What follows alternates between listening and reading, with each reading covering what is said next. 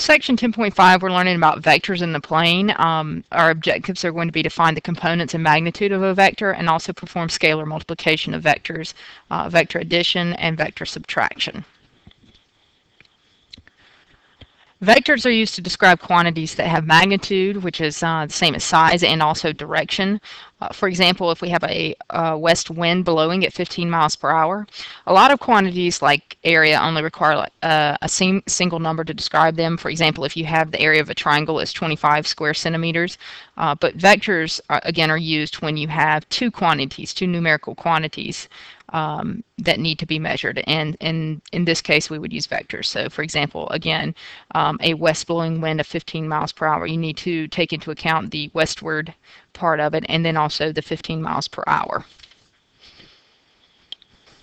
So when we're talking about vectors, we have initial points here, and then we have a terminal point here, which is Q.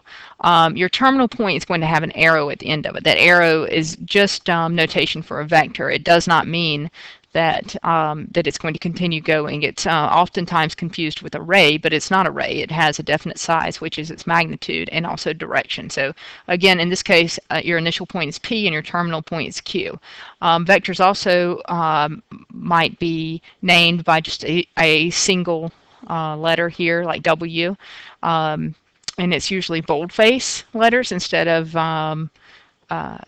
regular face letters. And also the notation for these when we're talking about the net magnitude. So if we have vector W is going to be here, and vector PQ, the notation is going to be here. When we start talking about the magnitude of these vectors, and this should have here, then when we talk about the magnitude,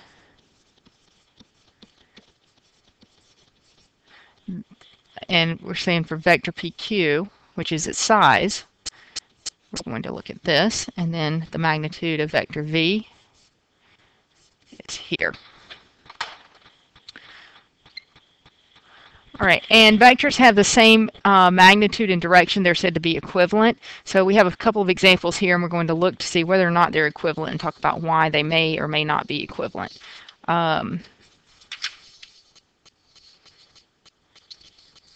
So in this first example, I have U and W, and they have the same size. You notice that they look like they're the same size. Of course, we're not measuring them in this case, and they look like they have the same direction. So yes, these would be equivalent vectors. On number 2, you notice vector W is going this direction, whereas vector U is going this direction. The answer in this case would be no. Although they have the same size or magnitude, they have a different direction. And so the direction is the reason that our answer is no in this case. On number 3, vector U and vector V, they have a different direction and they have a different size. So the answer in this case is no, and that's because of size and also because of direction. And then in 4, we have the same direction. And you can also think of direction as sort of like your slope too, but our size is different. So again, our answer is no, and that's because of our size.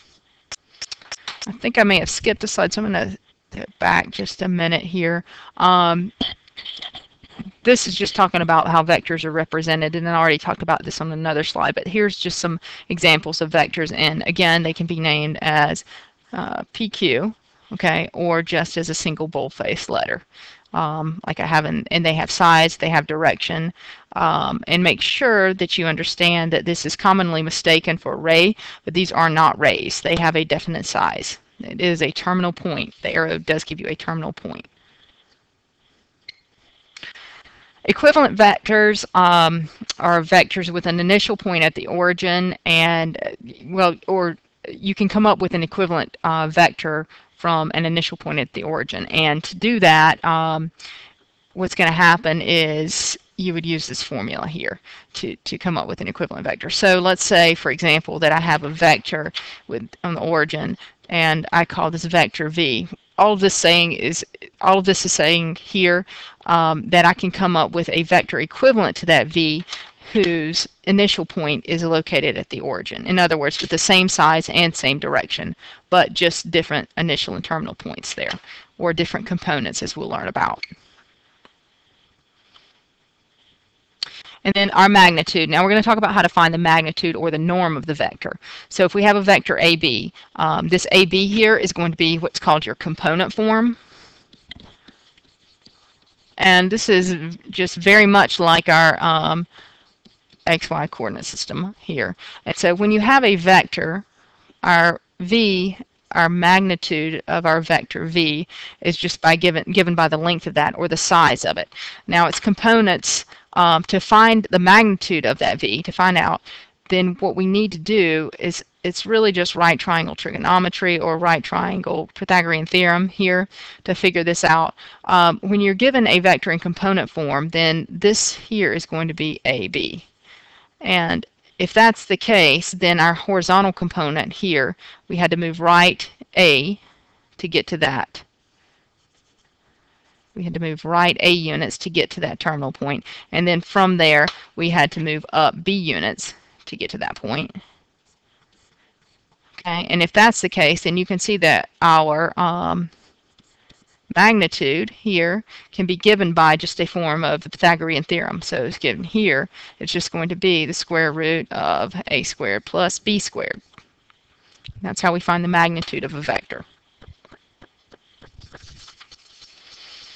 And now we're going to look at an example. In this example, I've got P as the 0.33 and Q as the 0.64. I've got the origin at the origin, and then the point R is 3, 1. And what I want to show is that these two vectors are equal. Okay, so I should have some notation here that I'm missing. Okay, so let's go ahead and plot those. So you got the P is 0.33. So, and Q is the 0.64.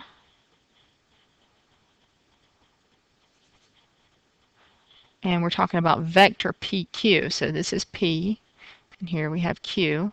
Vector PQ is going to look like this. And then I have QR starting at the origin. And then the terminal point of QR is going to be at the 0.31. And if you look at this, we can sort of see that it looks like they might have the same direction, and it looks like they might have the same, also the same magnitude. So we now need to look a little closer at that and see if they actually do. So let's start by looking at the magnitude of each one.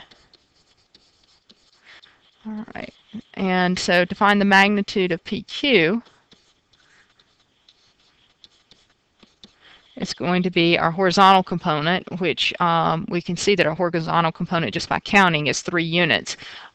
Or we could say the 6 minus the 3, and we do get 3. So we're going to get the square root of 3 squared plus, and then our vertical component is going to be 1. Or we could say our 4 minus our 3 to get our 1 squared. And we're going to get a magnitude there of root 10. Okay, so we have a magnitude of root 10 on PQ, vector PQ. And now let's go and look at the magnitude of vector OR, QR.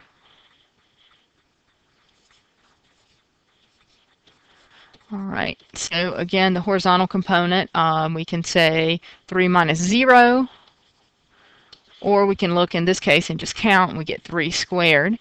The vertical component is 1. And we simplify, again, we get root 10. So it checks out. They do have the same magnitude. And now we need to check out and find out if they have the same direction. Earlier I mentioned that direction is similar to slope. So if we can check the slope of each one of these and verify that they do have the same slope, then we know they have the same magnitude and the same direction. So let's look at the slope of vector PQ.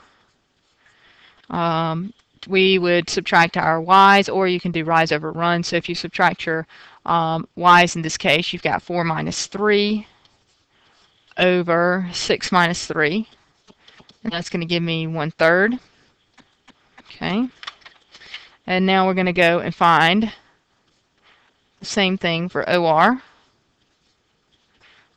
And so this time we have 1 minus 0 over 3 minus 0. Again, we get 1/3. So same magnitude and same direction means that PQ is equal to vector QR. We have equivalent vectors in this case. Okay, here's another example, and this time we're going to find the components and the magnitude of a vector with an initial point P of 3, -5, and a terminal point Q of -6, 9. So thinking about those, if I'm just on a coordinate plane, then what I have, just a rough sketch of this, is going to be P is at the point 3, -5, so down here, P is -3, 5. And then I have a point Q, which is my terminal point, at -6, 9, and we can just put it roughly up here.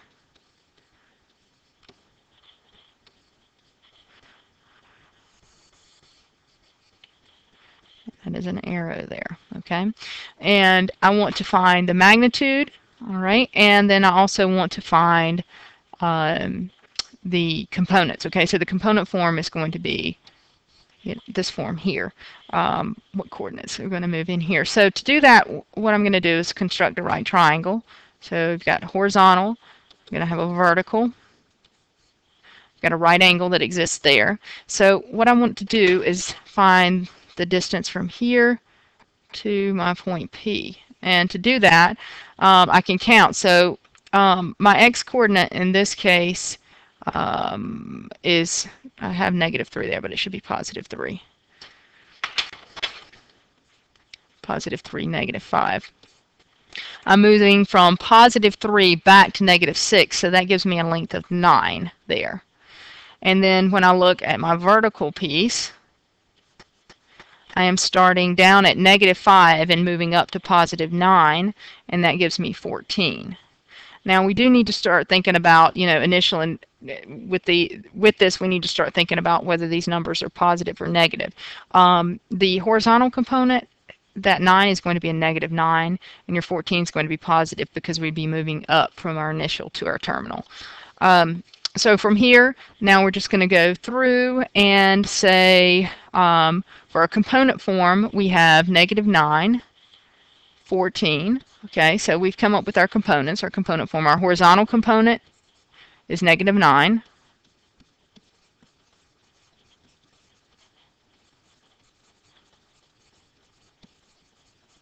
And then our vertical component is 14. And then the next thing would be to find the magnitude of vector QR. Or in this case, it's not QR, it's PQ.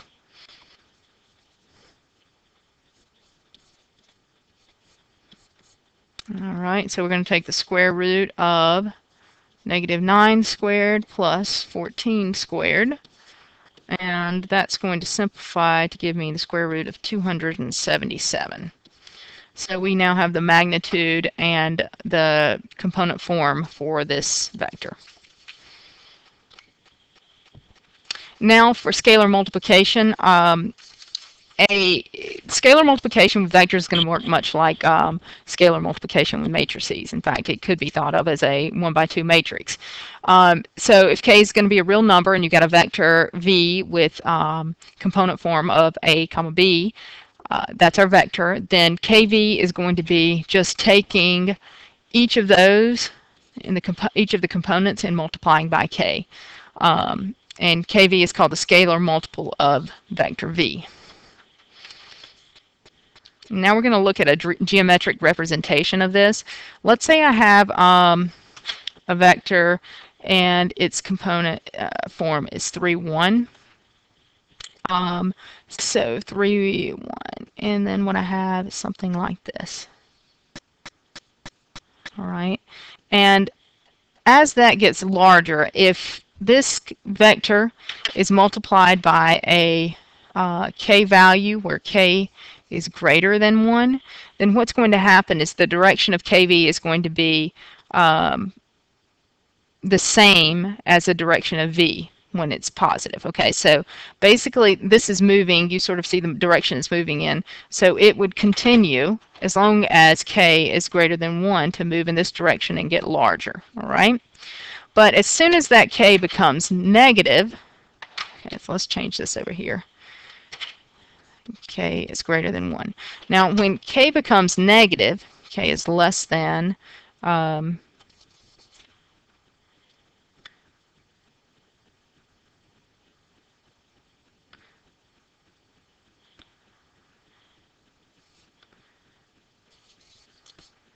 sorry, it's not just greater than 1, but it's greater than 0, then it's going to move in the same direction. If k is less than 0, then what happens is it starts to move in the opposite direction. So we would move along the same slope, but in the opposite direction. So the piece that I'm leaving out there is what happens when it's between 0 and 1. And what happens when it's between 0 and 1? Of course, 1 is going to be the length. It's the same length as the original vector. But when k is between 0 and 1, then what's going to happen is it's just going to be equal to a portion of this vector, so not the entire piece. So to wrap it all up again, what you have is a vector here in green, the original vector. If it's multiplied by a scalar that is greater than 1 or greater than 0, then it's going to move along that in the same direction. If it's larger than 1, then it's going to get larger and it's going to move out here. But if it's between 0 and 1, it's going to be at most the length of the original vector. If that scalar k becomes negative, then it begins to move in the opposite direction. And then for example 3, we have a vector v, and its component form is 4, -2, and what we want to do is find the components of 2v and -3v. So again, this is an example of scalar multiplying by a scalar. So we take 2v, it's just going to be 2 times the original component form for that vector, and that's just going to give me 8, -4. And if I have, and in this case, because the scalar here is positive, if my original vector here is in blue, then what's going to happen is I would get something like this. It's going to get larger. Its magnitude is going to become greater because it is multiplied by 2. And then in the second example, I have -3 times v. It's going to be -3 times the original vector, 4 times -2. And I get -12, 6. So in this case, we would move back in this direction. And 3 times as long, of course. It would continue moving backwards. All right, so we have those two. Now we're going to look at vector addition. With vector addition, let's say you have 2 vectors u and v. If you want to add those 2 vectors, you simply add the horizontal components and add the vertical components. And it'll give you this. And you can do this not just with 2 vectors, but you can do it with an unlimited number of vectors. So now let's think about a geometric interpretation of vector addition. Let's say I have a vector v, and it's again at the point the component form is 3, 1. Okay, so my component form. I'm just going to group that for a second.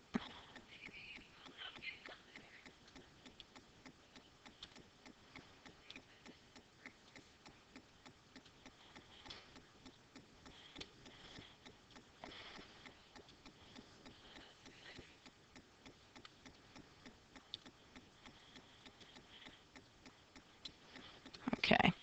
All right, so now that I have that vector, and let's say I have a second vector, so this is v, and let's say I have a second vector, and I'm going to call this one u, and the component form of this vector is -5, 2. So I've got -5, 2.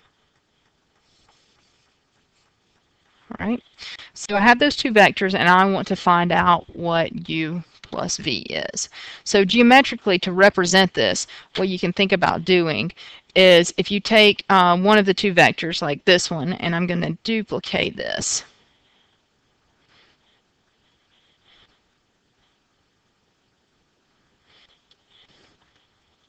I take this and I move it so that the initial point of that vector is at the terminal point of my vector v, then what you're going to have is a situation where we can construct a parallelogram. And so I'm going to clone this one. Okay, so you see the parallelogram. And in this case, what I have is I now have the setup to geometrically represent what u plus v is. And u plus v, as it says here in all of this, what it says is that u plus v is then the vector with the same initial point as p and initial point p as u, and then the same terminal point as q. So what that means in this case is that here is going to be a geometric representation. Basically, it's the diagonal of that parallelogram. This here is u plus v. Okay? When initially our u was, our v was here, and our u was here. So what you do, anytime you're adding these vectors, what you're doing is basically creating a parallelogram, and then the diagonal of that parallelogram that you create is going to be your resultant or your resulting vector, u plus v. All right, and here's an example. Find the components of u plus v. All we're going to do is just add those two.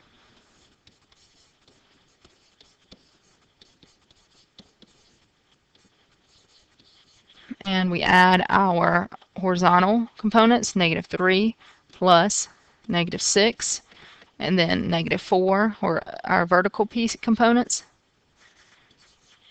And we come up with -9, -1.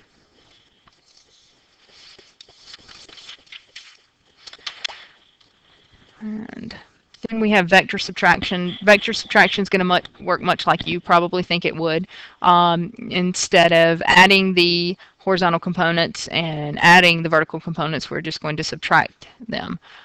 Or thinking about making them negative. Either way is fine, distributing a negative to them. So it's basically going to be A minus C, and then B minus D is going to give you that piece.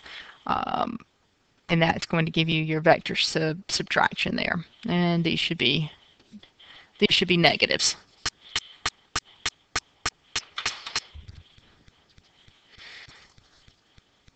And then we have all of the properties of vector addition and scalar multiplication.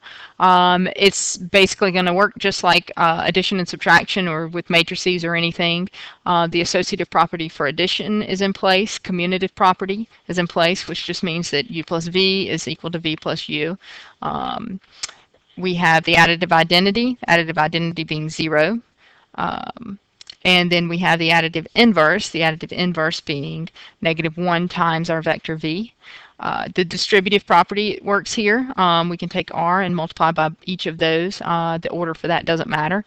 And then also the distributive property here again. And associative property of multiplication. If you have 3 vectors that are multiplied, then it doesn't really matter whether you multiply r times s or s times v first. And then the multiplicative identity, of course the multiplicative identity is 1, and then our multiplication by 0 just gives us the 0 vector. And we've got one more example with subtraction here. If I'm going to find the components of u minus v, then I'm going to subtract my 5 minus 7, my horizontal components, subtract my vertical components to end up with -2, -3. And there is the last example.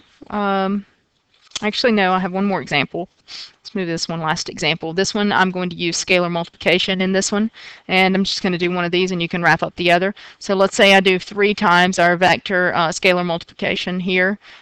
3, -2, plus 2 times my vector v is going to be -9 halves 3. Then I can distribute my 3 with scalar 9, -6, plus -9, 6. And then I can add my horizontal components, and I come up with 0, and add my vertical components, 0, 0. All right. And that's all I have for section 10.5.